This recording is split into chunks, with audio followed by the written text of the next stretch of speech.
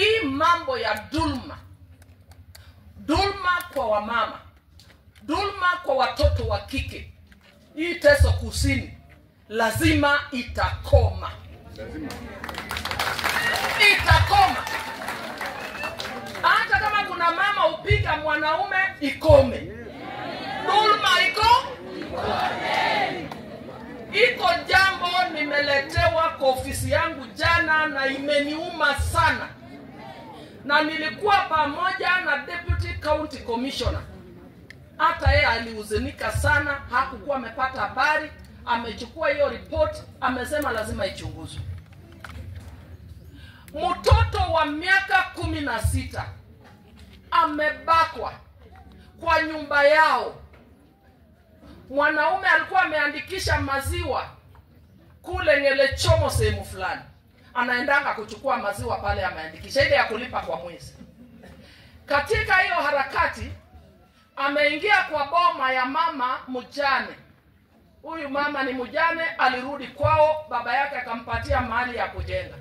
Anaishi na watoto yake. Huyu mwanaume ameingia kwa nyumba na kubaka mtoto ya huyu mama juu ya kitanda ya huyo mama. Bahati mzuri mama akafika akapata mwanaume juu ya mtoto yake.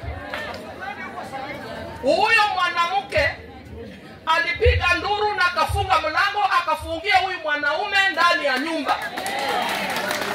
Imagine huyo mama ako na akili sana. Akatoka hapo akaenda kwa chief. Chief anamwambia enda kwa nyumba 10. Amefungia mbakaji huyu mjinga kwa nyumba.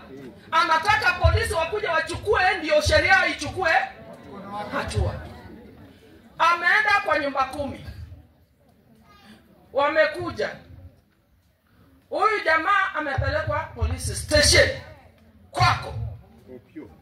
Kwa Opio. Huyu mtoto badala ya kupelekwa kwa hospitali amelalishwa ndani ya police station Adongosi kwa nani? Opio. Usiku, sikizeni. Usiku huyu mtoto amelazimishwa kuoga. Halo?